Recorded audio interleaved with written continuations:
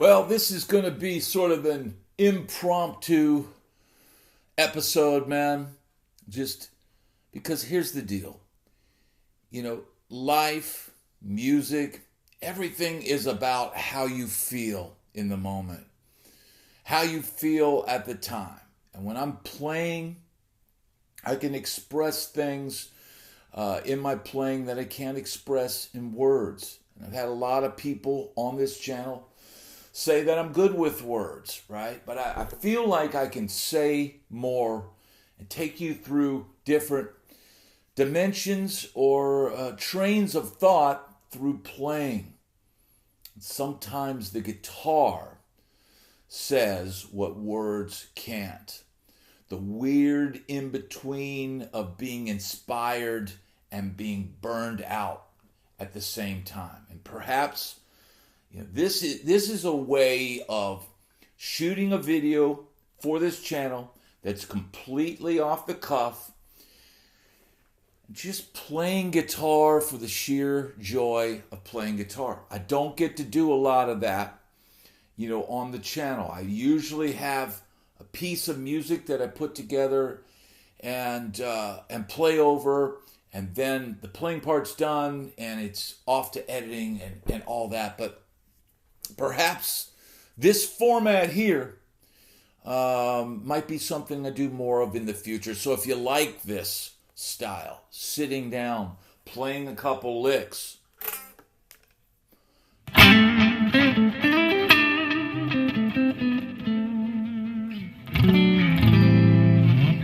you like that, let me know in the comments. Because here's the deal, man. It's raw. It's real. We don't have, there's so much fakery and stuff now. And this is an important point I'm going to make here. Recently, there's been all these AI videos on YouTube of Elvis, right? Elvis on Star Trek. Elvis on in King Kong. Elvis in It's a Wonderful Life. Elvis in Star Wars. Elvis in all these classic movies. And my wife's not always paying attention when I'm flipping through YouTube. She might be scrolling on her phone or doing something. And I keep telling her, I say, hey, look at this. They put Elvis in Star Trek. Look at this. They put Elvis in Star Wars. And she just casually glances up. And I go, and she goes, oh, that's weird. And I said, yeah, that's AI. Oh, I thought it was the real thing. And I was like, no. And look, and here is the other kicker to this. They are able to do this. This is an amateur doing this. This is somebody going on one of these apps and or one of these websites. I think this one was done on Sora 2, because I see the Sora 2 thing on there. But here's somebody, basically maybe a fan or somebody just thinking, wouldn't this be hilarious and get a lot of clicks if instead of Captain Kirk, we had Captain Elvis at the helm of the USS Memphis. And so there's all these videos.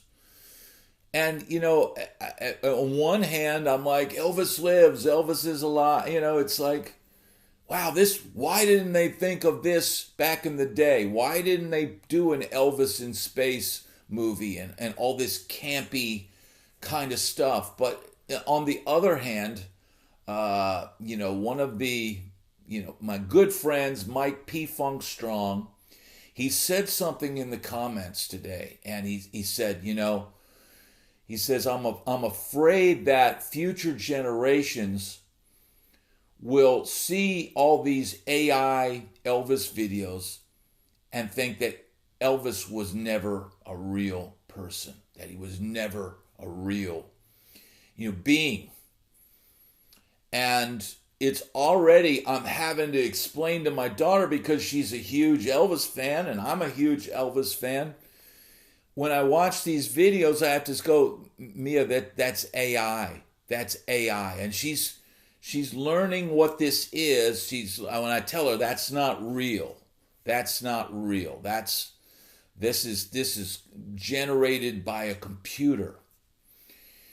And I think, we're in really slippery slope when you can do these sort of things. I mean, look, somebody could easily create a Bad Brad video, or Elvis or Jimi Hendrix or whoever.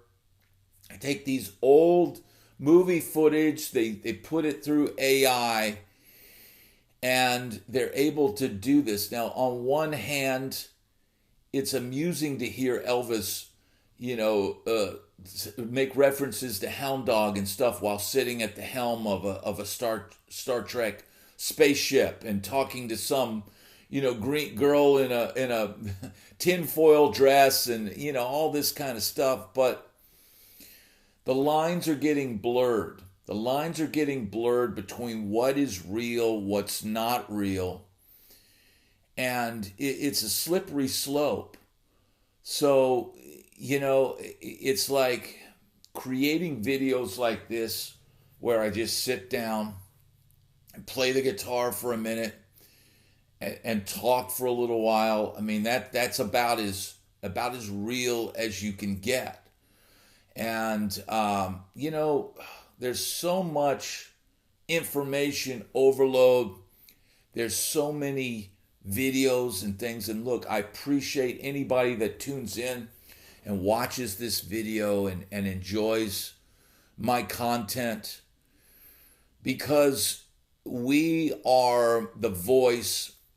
And I know this community that we're building, we're the voice of an older generation that grew up before cell phones.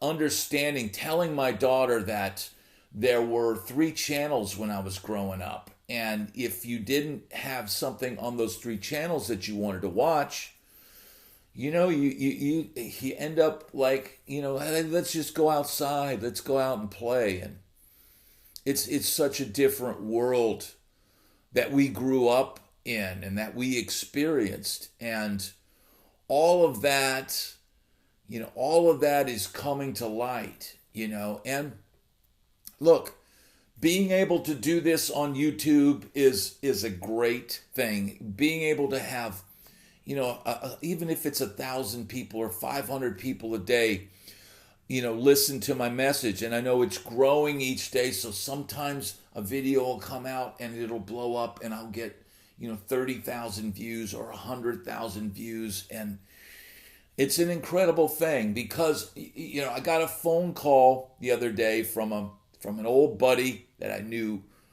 way back in college. And he went on to be a huge touring guitar player and did all this stuff. It's Keith Howland from the band Chicago. He was with that band for, 28 years or something. I mean, it's just crazy to think of somebody being on tour for 28 years. And he's calling me and he's asking me, about YouTube. Because even though he's making good money doing the current project that he's in, but man, dealing with the travel, dealing with, hauling your gear and doing all this stuff getting in rental vans and staying in less than stellar accommodations. And even though he's making more money than even some of the big Nashville session guys when they take a road gig. I've heard figures of some of the bigger name guys, but look, I had to break it down for him, and he's making way more money than a lot of guys made on the road playing, even with big name artists, big name country artists. Those guys don't make anywhere near what he's now making in his own sort of tribute kind of gig that he's kind of doing now. But it's physically hard, to go out and and do that. And you know what I made this last month, it would have taken me 10 gigs on the road to make what I made last month on this channel. So, and I was making peanuts. I was making peanuts on the road in the grand scheme of things. In the grand scheme of, you know, at the time, it was good money for me because I had a very low mortgage and very little overhead. And, you know, it worked, that worked out at that time period. But that same amount of pay now, and that's 10 days. Because here's the thing, man. Depending on which act that I was out on the road with, and they all pretty much paid the same. It paid the same kind of low, you know, 300, you know, 300, 350, somewhere around that per man a show. No matter what, it's depending on who I was with, you might have 10 gigs a month, or you might have 5 gigs a month. Or you might have some months where you only have 2 gigs, or there could be a switch in booking agent or something going on outside your control, and you're getting, you know, 0 gigs a month. There could be periods where we just changed bookers, so we don't have anything on the books, and you're looking at you're living and dying by your calendar as a musician. But you're essentially, you know, there's times where it just looks bleak. It just looks bleak, and you just have to hope that something comes through, that something happens, that the phone rings, and sometimes you've got to get on your Rolodex or get in your phone and start messaging people. I mean, I saw recently where a well-known ex-guitarist of a huge 4-letter band, rock band, legendary 4-letter rock band. This is a blind item.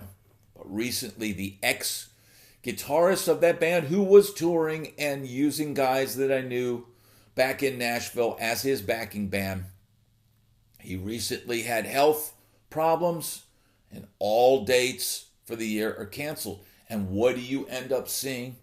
What do you end up seeing on Facebook very shortly? I'm sure after they get the phone call, they go on social media and say, well, all our dates are canceled. So if anybody needs a guitar player, or anybody, needs anything, give me a call. And so you're placed in a very difficult situation because you're not making a ton of money as it goes. And then the bottom can drop out at any moment. And will another opportunity come? It could, but it also might not. I mean, sometimes that's a jumping off point, and they don't even realize it at that time, but they get pulled into another line of work. They get pulled into something maybe adjacent to playing, but maybe not going out with another artist. And for some that's the path that they need to go. And I know a lot of people in the comments sections of these videos will say things like, man, it was too unstable for me, and I got into a different line of work, and man, I'm thankful. I don't know anybody that's commented on this channel that has had regrets for leaving the music business. I don't know anybody on this channel who has commented and said, thank God I got out of the music business and became a plumber or a lawyer or worked at this factory, or I did that. The only thing they regret is not getting to play. But they don't regret, having money and being able to care for their family and being able to pay their mortgage and being able to have a pension, which none of us that play music do. As soon as you are tossed from a gig, whether it's 2 or 3 years or 10 months or 3 weeks or 28 years, all goes out the window. And so you have to find other avenues of work. So my friend that called me the other day, he's curious about YouTube, and he's telling me, oh yeah, well, my friend Tim Pierce, that's all he does now is YouTube. I said, yeah, I know. I watch his channel all the time. And I had to, kind of tell him, like, for one, he's still making, my friend Keith is still making way more money than I ever made, on the road doing his project right now. It's like a Chicago tribute, kind of thing. But, I had to tell him, I said, look, the difference is this. I'm not competing with Tim Pierce, and I'm not competing with Dan Huff, and I'm not competing with Billy Corgan, and I'm not competing, but in a way I am. In a way, you could be watching one of those channels right now. But I've discovered that we have this amazing community here. And all of these people tune in because there's more people like us than there are the Tim Pierces and Dan Huffs of the world. Those guys are the rarefied 1% that reach that point. And I told him, I said, dude, I don't have anywhere near the career of Tim Pierce or Dan Huff or any of those guys, right? But I do have years and years of very tough, very hard experience. And a lot of people can relate to that because so many of you guys that watch this channel have the exact same experiences. So many people that tune in, I hear stories that I'm like, that reminds me of my past, right? Now, I've got an upcoming interview on my channel with a guy named Philip Harrington, who has written a book called American Song, and it's all based on the last stages of the Sunset Strip, right before grunge and into that grunge era, and many different interviews with guys that were in some of the top bands on the Strip. I'm not in that book, but I'm reading it now. I'm almost like 3/4 of the way through it. And some of the guys, Adam Gifford is an interview I did on my channel. Great interview. Him and his band is documented in the interview, but there's something he says early on in the book that if you were to talk to these big stars and these big celebrities, they don't really tell you any of the grit, the nitty gritty of what goes on. They don't really give you those hard truths. And they've had some level of success, so they know that success can be found. Success can be had. But he found in writing this book and interviewing these guys from bands that didn't quite make it, that maybe had the goods, but didn't quite make it, that the stories that they told were a lot more interesting and a lot more willing to share the nitty-gritty details of how tough it was, what they had to do, what they had to go through, and all of that, because they didn't make it. But what they had were these incredible experiences. And sometimes the stories from the people that got close enough to get burned, to put their hands on the wall of fame, to touch near the flame and get burned and have to pull back.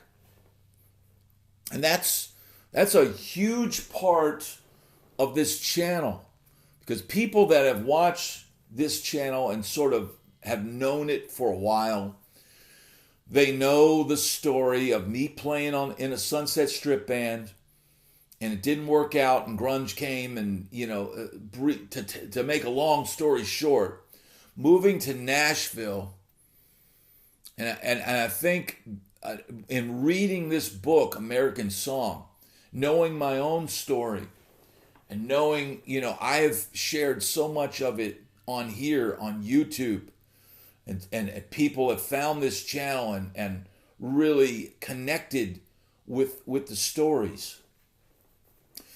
But knowing that, dude, I never gave up music.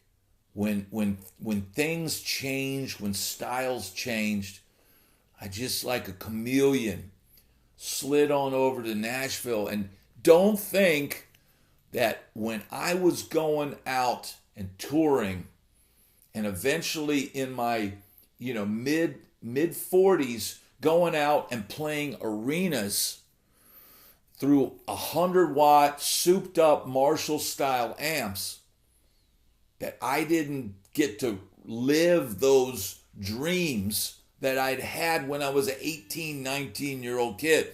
I did everything that I probably did when I was 18 or 19 and felt 10 times the pain afterwards.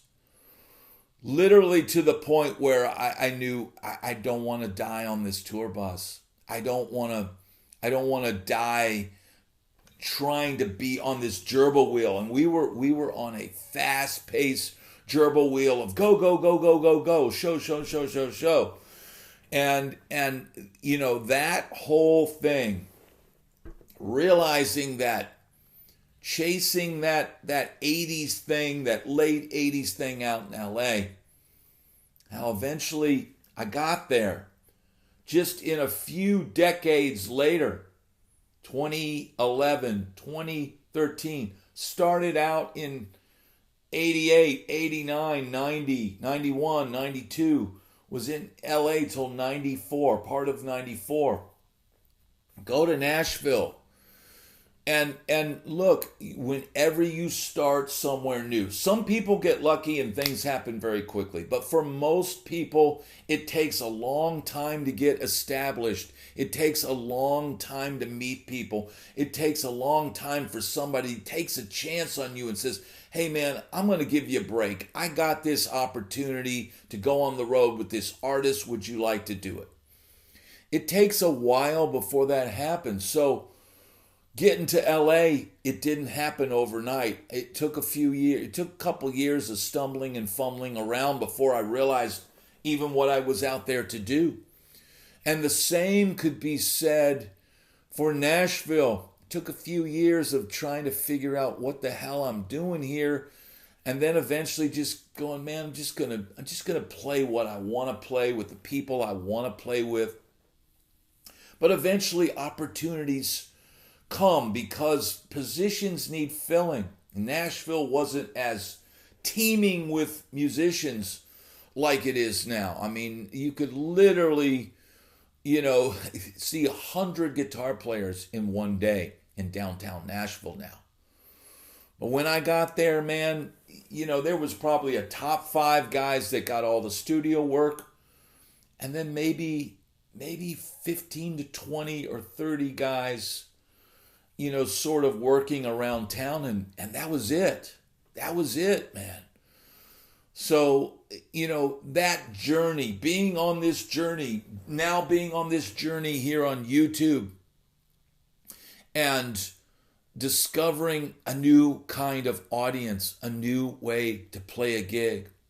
I'm still playing for low dough. I'm still working my tail off, working harder than any of the big names.